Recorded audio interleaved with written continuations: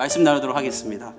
오늘 본문은 그때로 시작합니다. 여러분들 성경 보면 1절에 원문을 보면 때가 참에라는 뜻인데, 아기 예수가 태어날 때가 됐다. 마리아가 임신한 지 10달이 되어서 이제 임신할 때가, 애를 낳을 때가 됐다는 거예요.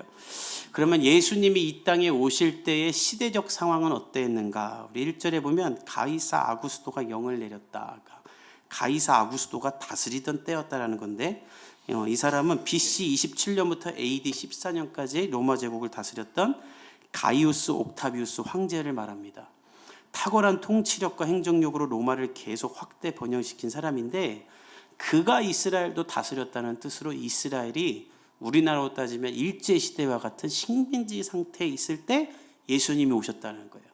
하나님의 아들이 이 땅에 오실 때 자기가 다스릴 나라가 다윗의 때와 같이 경제가 발달하고 아무도 건드릴 수 없었던 강대국일 때 온 게 아니라, 예수님은 이스라엘이 자신의 역사상 가장 어둡고 추울 때 이 땅에 오셨다는 거예요. 그것도 어떤 모습으로 왔냐면, 가장 힘없고 연약한, 자기 힘으로는 아무것도 할 수 없는 아기의 모습으로 왔다는 거예요. 여러분, 이걸 한번 잘 생각해 보세요. 온 세상을 창조하신 하나님의 아들, 죽은 나사로도 살릴 수 있는 그 전능자가 그저 눈만 말똥말똥 뜨면서 아무것도 할 수 없는, 할 거라고 먹고 싸고 자는 것밖에 할 거 없는 그 아기로 이 땅에 왔다라는 거예요. 하나님의 아들이, 예수가, 신학적 용어로 우리는 이것을 성육신이라고 합니다. 이를 성자를 써서 육신이 되었다. 하나님이 육신이 되었다. 사람이 됐다는 거죠. 이건 코미디스러운 일을 왜 하나님이 하셨을까? 세상에 이런 신이 어디 있습니까? 내 나라가 다른 나라에 빼앗겼어요. 그럼 천군 천사를 거느리고 나타나서 내 나라를 독립시키고 전 세계를 제패해야 될 텐데, 하나님은 가장 힘없는 어린아이로 이 땅에 왔다라는 거예요. 왜 굳이 이 방법을 썼는가? 예수 전도하기 너무 어려운 방법이잖아요. 예수님이, 하나님의 신이 처녀의 몸 안에 성령으로 잉태돼서 왔어. 이거 어디다 말하기도 부끄러운 이런 말도 안 되는 신화 같은 일을 하나님은 왜 하셨는가? 이 방법이 아니고서는 우리를 구원할 수가 없기 때문입니다. 지난주에 저희 집에 아랫집에 물이 샌다고 해서 싱크대를 사용하지 말아달라고 해가지고 어쩔 수 없이 외식을 여러 번 했는데, 이제 외식하러 가면 항상 아기 키우는 집들은 화장실을 먼저 가요. 식당 가기 전에.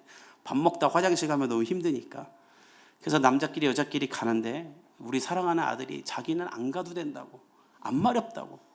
근데 그리고 가면 항상 제일 먼저 다 보거든요. 저 이번에도 너 가야 된다 갔더니, 변기에 앉자마자 제가 다듬어 주지도 않았는데 그냥 쉬를 해가지고 화장실에서 자신의 하의를 소변으로 다 적셔버렸어요. 짜증이 단전부터 머리까지 올라오는 거예요. 이게 촤. 좀 편하게 밥 먹으라고 왔는데 돈 쓰고 수습해야 되고, 이거 어떻게 해야 되나. 한두 번 겪은 일도 아닌데 이런 일을 겪으면 머리가 하얘집니다. 근데 뭐 어떡하겠어요. 내 아들인데. 어쩔 수 없이 바지를 다 벗기고 아이의 소변을 내 몸에 다 묻히면서 아이를 닦아주고, 엄마한테는 전화해서 빨리 바지를 사러 가라 그러고, 외식은 쫄딱 망한 거예요. 누나는 화장실 못 가서 서 있고. 다른 방법이 없죠. 아이를 여기서 구원하려면. 하나님이 이 땅에 왜 성육신 하셔야만 했는가? 인간을 보십시오. 세상을 아름답게 만들고 구원해 보겠다고 수많은 협약과 단체와 제도를 만들지만 전쟁은 오늘도 끝나지 않고 있고, 수많은 사람들이 가난과 핍박에서 벗어나지 못하고 있고, 마약과 동성애로 사회는 다 파괴되고, 그 똑똑하고 잘났다는 대한민국의 사람들이 모인 국회는 엉망이 됐죠. 하나님이 그런 인간을 보며 내린 결론은, 저들은 스스로 구원할 수 없다. 저들을 구원하려면 저들은 나와 맺은 약속을 지키지도 못하고 선과 정의와 공의도 행위를 못한다. 내버려두면 심판받을 수밖에 없다. 따라서 저들을 구원하려면 내가 저들과 같은 모습으로 태어나 저들과 함께 더러운 걸 다 뒤집어 쓰고 저들을 구원해야만 하는구나. 내가 피를 다 흘림으로 저들의 죄를 소멸하고 길과 진리와 생명을 열리라. 그 일을 행하신 것이 바로 이 성육신인 거예요. 그 결과 우리는 아무 대가도 치르지 않고 구원을 얻게 된 거죠. 마치 이런 것과 같아요. 제 아들이 바지를 다 적신 다음에 완전 큰 사고를 친 거죠. 그 다음에 제 아들이 한 일은 뭔가? 아무것도 없어요. 애를 일단 식당에 앉혀놨어요. 그 빵을 좀 달라고. 너무 놀라운 건, 엄마는 지금 자기 때문에 바지 사러 죽어라 뛰어갔고, 아빠는 자기 때문에 화장실 못 간 누나를 데리고 화장실을 갔는데 이 4살짜리가 혼자 테이블에 앉아갖고 종업원한테 빵 달라고 그러고 혼자 빵 먹고 있는 거예요. 그걸 보는데 진짜 뒤통수를 한대. 그냥 내 아들이지만 애는 그냥 뭐 엄마가 없거나 상관없어. 오직 초콜릿과 빵. Everything is okay. Why not이에요. 여러분, 구원이 이렇게 얻어진 거예요. 성육신이 안 믿어진다고 할 게 아니라 우리 하나님은 우리를 구원하기 위해서라면 자신의 모든 전능한 능력을 사용해 바퀴벌레라도 되었을 거예요. 요한복음 3장 16절과 17절에 이렇게 말합니다. 하나님이 세상을 이처럼 사랑하사 독생자를 주셨으니 이는 그를 믿는 자마다 멸망하지 않고 영생을 얻게 하려 함이라. 하나님이 그 아들을 세상에 보내신 것은 세상을 심판하려 하심이 아니요 심판하려고 했으면 이미 다 심판했죠. 그로 말미암아 세상이 구원을 받게 하려 함이라. 심판받아 죽어야 될 인간을 위해 대신 죽으려고 인간이 되신 거예요.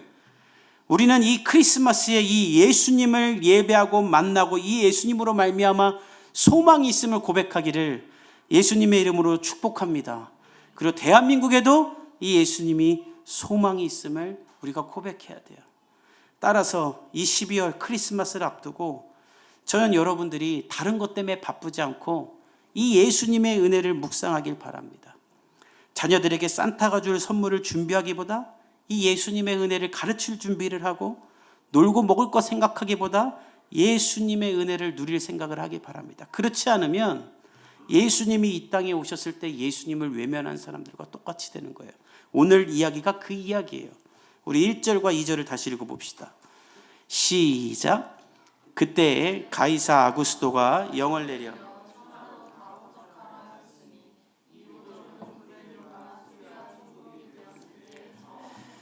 마리아가 출산이 임박할 때가 됩니다. 아마 요셉과 마리아는 이제 아이를 낳을 준비를 했을 거예요. 긴장했을 거예요. 다 10대였고 요셉도 많아봐야 22살, 21살이었을 거예요. 또 도와줄 사람도 없죠. 마리아를 처녀가 임신했으니 사람들은 조롱하고 있었을 겁니다. 그래서 어떻게 이해를 받아야 될까, 어떻게 날까 아마 나름대로의 시나리오를 짜고 있었을 텐데 갑자기 가이사 아구스도가 영을 내려요. 황제의 칙령을 말하는데 인구조사를 해라. 이 인구조사는 2절에 있는 대로 수리아 총독이었던 구레너가 처음한 건데 로마가 계속 나라가 확장되면서 국가가 번성되니까 인구조사를 빈번하게 했답니다.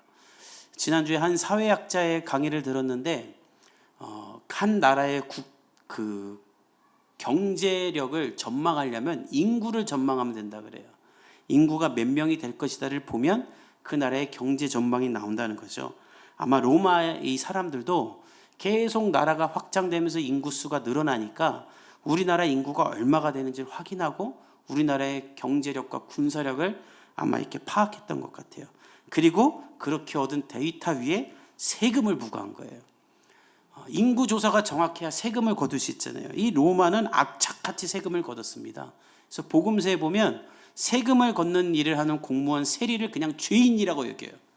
예수님이 키 작았던 삭개오 집에 들어갈 때 사람들이 왜 세리와 함께 하냐라고 항의할 정도로 엄청나게 그냥 악착같이 세금을 걷어낸 거예요.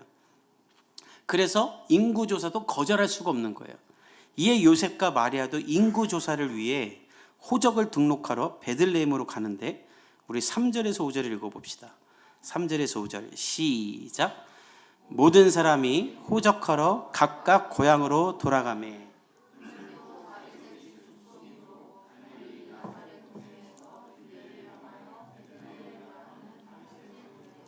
그 약혼한 마리아와 함께 호적하러 올라가니 마리아가 이미 잉태하였더라.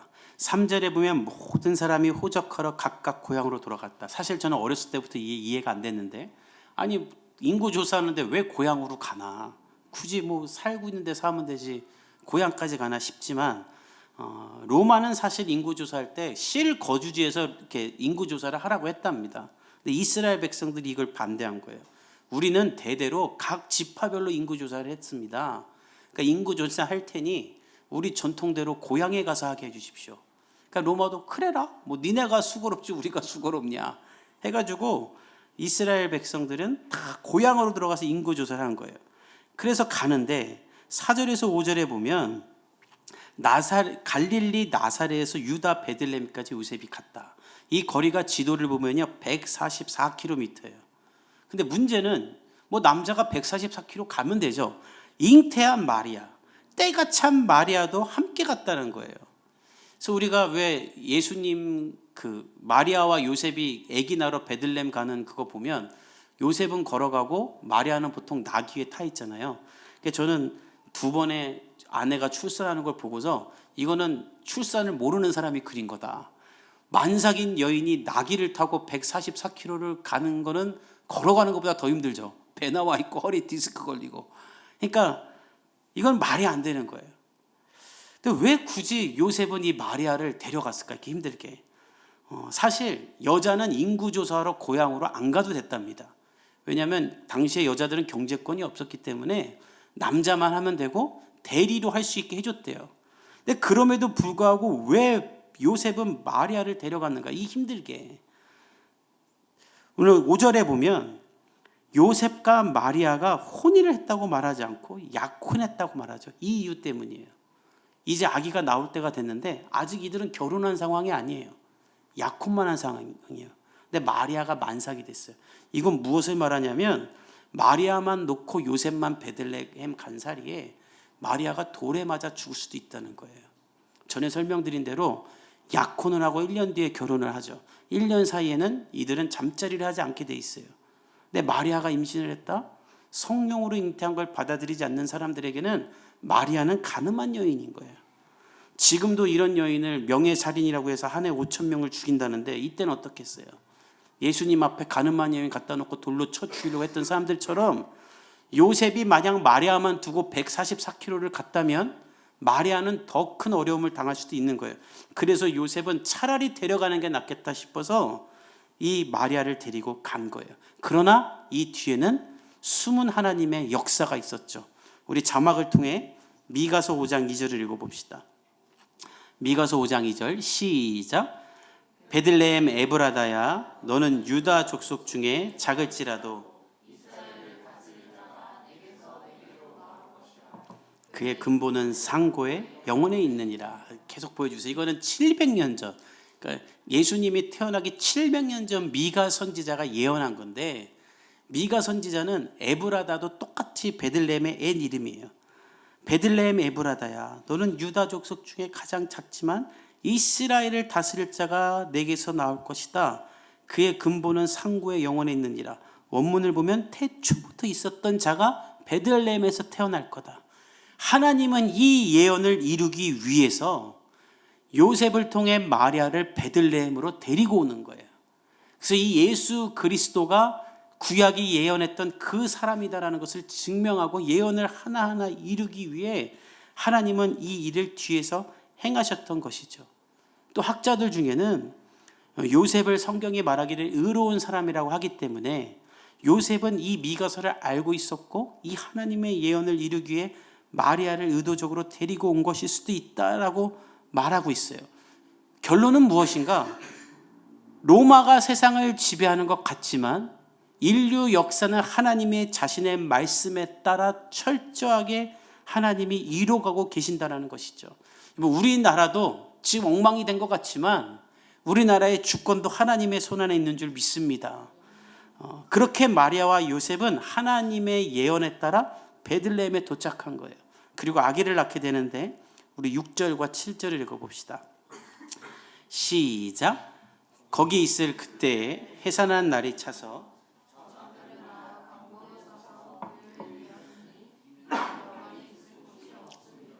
만삭인 마리아는 베들레헴에 이릅니다. 그러니까 진통이 와요. 144km를 걸어왔으니 아무리 건강한 10대 소년이라고 해도 이게 왜 아이가 안 나오겠어요? 그냥 막 아이가 나오려고 하는 거예요.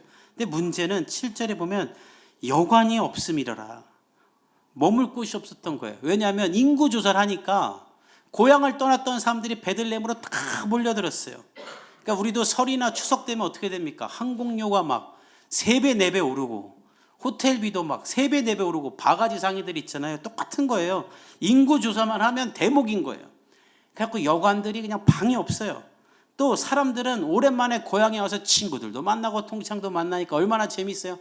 밤새서 먹고 마시고 그까짓 그 인구조사 가갖고 나 딱 등록만 하면 끝나는 건데 놀고 먹고 바쁜 거예요.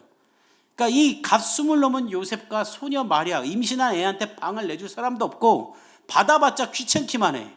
이거 뭐 우리가 애 받아줘야 되잖아요. 애기들이니까. 지금 너무 기쁜데 귀찮은 거예요. 다 외면해버린 거예요.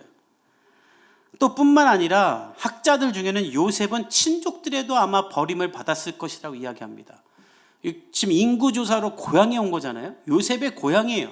그러면 우리의 직계 가족은 아니더라도 우리 가문의 사람들은 여럿 살았을 겁니다. 그들도 요셉을 다 외면한 거예요.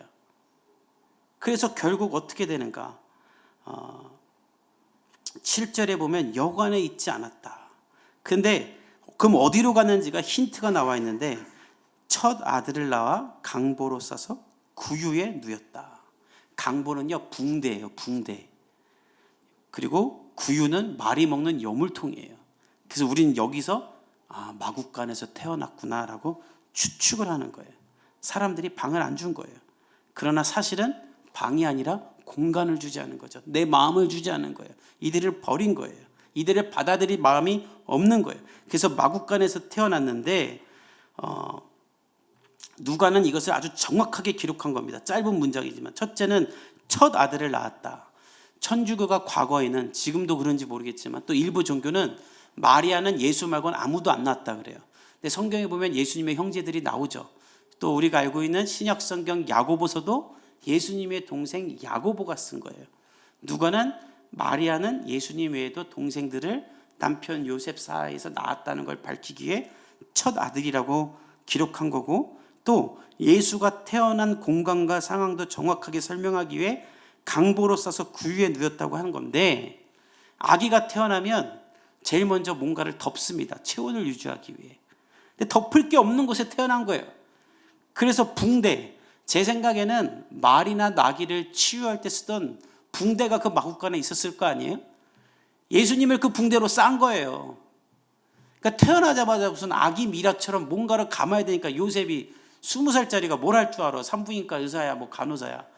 체온 보호해야 돼 하면서 그냥 마리아랑 헐레벌떡 붕대로 감아준 거예요. 그럼 이제 감았으면 눕혀야 되는데 눕힐 데가 없어요. 근데 봤더니 말이 먹는 여물통이 애기 들어가기 딱 좋네. 붕대로 감아놓고 거기 들어가면 꼼짝도 안 하고 가만히 딱 끼어서 있을 거 아니에요. 그래서 하나님의 아들 예수 그리스도를 붕대로 감고 말이 먹는 여물통에다가 눕힌 거예요. 그래서 학자들 중에는 예수님이 아마 동굴에 있는 마국간에서 태어났을 것이다 라고 말하는 분들이 많아요. 왜냐하면 이스라엘의 옛날 그 마을에 가면은요, 이 낙이나 말이 재산이었기 때문에 마국간을 따로 만든 게 아니라 집이 보통 2층 집이었답니다. 그래서 반지하 같은 공간에 낙이나 말들을 같이 놓고 다락 같은 2층에서 사람이 살았대요. 안 그러면 훔쳐가니까. 그러니까 만약에 요셉과 마리아가 사람과 함께 사는 마국간에서 예수님을 낳았다면 강보나 이 구유에 예수님을 눕힐 일은 없어요. 왜냐하면 2층에 사람이 사니까 이불 하나 안 내줬겠어요? 근데 만약에 붕대로 감고 구유에 눕혔다는 것은 동굴에다가 마국간, 그냥 동굴 많잖아 아무데나. 거기서 그냥 마국간 차린, 다 외면하니까 요셉이 찾다 저 동굴에 있는 마국간에 가자 해가지고 아무도 없는 마국간에 들어가서 거기 있는 붕대로 예수를 감고 여물통에 눕힌 거예요. 그래서 초대교회 순교자 저스틴 마티어는 예수는 동굴에서 태어났다라고 확정을 지었고, 그 근거로 콘스탄틴 대제가 AD 330년에 베들레헴에 있는 한 동굴에 예수 탄생 기념교회를 건축하기도 했어요. 그래서 저도 예수님은 아마 동굴에 있는 마국간에서 태어난 게 아닐까라고 생각을 합니다. 인간을 구원하기 위해 이 땅에 오신 하나님과 동등한 창조주가 말이나 나귀가 사는 동굴에서 이불도 침대도 없어서 붕대로 감고 여물통에 눕히신 거예요. 왜냐하면 사람들이 다 외면했기 때문에. 그들은 구원자가 필요하다고 말했고 안식처가 필요했고 로마로부터 우리를 건져낼 그리스도가 필요하다고 말했지만 정작 왔을 때는 다 외면한 거예요. 그리고 동굴 속으로 집어넣었어요. 안타까운 것은 2000년이 지난 지금도 마찬가지라는 겁니다.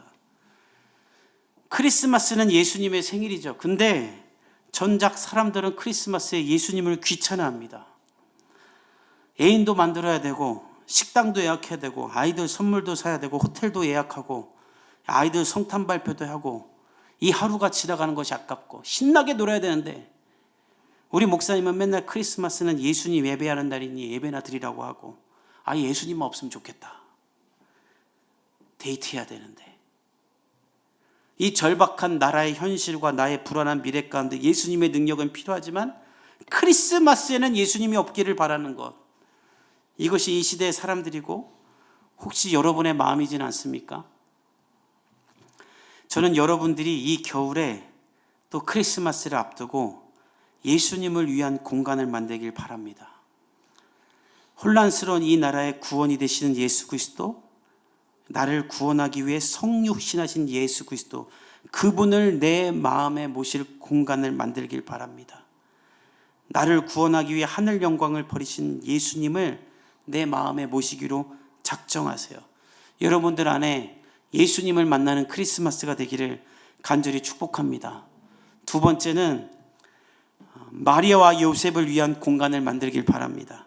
마틴 루터는 이렇게 말했어요. 만약 당신이 지금 이웃을 돌보고 예수님의 사랑을 전하지 않고 있다면 2000년 전 베들레헴에서 마리아와 요셉, 예수님을 예면한 사람들과 똑같다.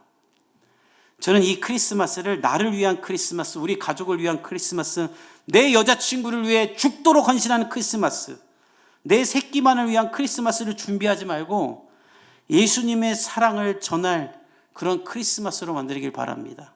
그래서 특별히 24일 날 우리 교회 아무것도 안 하잖아요. 아무것도 안 하는 이유가 있어요. 이날 여러분들끼리 막 데이트하고 놀지 말고 이날 예수님을 전하는 날로 여러분 만드세요. 예수님과 상관없는 일 하지 말고 예수님 전할 사람을 만나세요. 여러분 집으로 교회 오랫동안 다니지 않은 사람, 예수님에 대해 모르는 사람, 혹은 크리스마스에 혼자 있는 사람, 또 결혼한 뒤에 교회 안 다니는 사람, 이런 사람도 엄청 많잖아요. 그들을 여러분의 공간으로 초대하세요. 이게 2000년 전 예수님을 나에게 초대하는 거예요. 우리 가정도 준비했어요. 최근에 제 주변에 어려움을 겪는 가정이 있어요.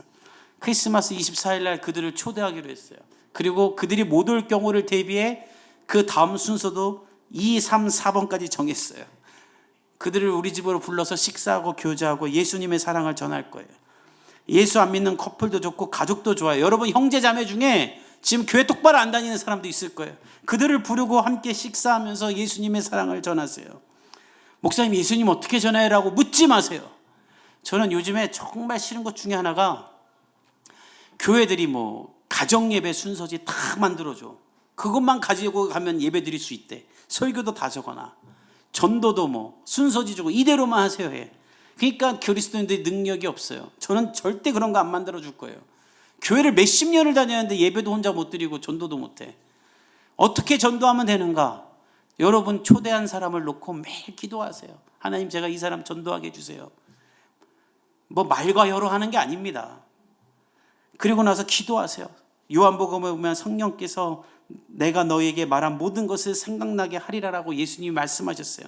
여러분이 그 사람을 놓고 복음을 전하려고 하면 여러분이 그동안 들었던 설교가 딱 생각나고 김진아 목사보다 설교를 더 잘하게 될 줄 믿습니다. 아멘 안 해? 아멘 해. 나보다 설교 잘해야지. 그래서 여러분 주변에 예수 안 믿는 친구를 전도하는 날로 만드세요. 그게 크리스마스의 주인공을 예수님으로 만드는 거예요. 크리스마스에 예수님이 귀찮지 않기를 바랍니다. 부모가 없어서 선물 받을 수 없는 아이들을 생각해 보세요. 그 낮고 천한 자리에 있는 아이들, 그 옆에 예수님이 지금 누워 있는 거예요. 하나님의 아들인 예수 그리스도가 가장 낮고 천한 모습으로 오신 이유는 하나님의 사랑과 복음이 소외되고 낮은 자들을 위한 것이기 때문입니다. 우리가 이제 그 일을 하는 거예요. 저는 이 소망 없는 나라와 현실 가운데 여러분들이 그런 사람들 되기를 간절히 축복합니다.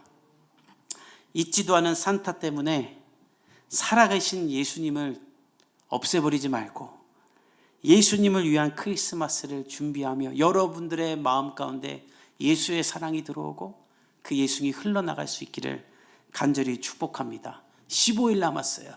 결단하고 기도하고 하나님의 은혜를 구하십시오. 여러분을 통해 예수를 만나는 사람들이 생겨날 줄 믿습니다. 우리 함께 기도하겠습니다.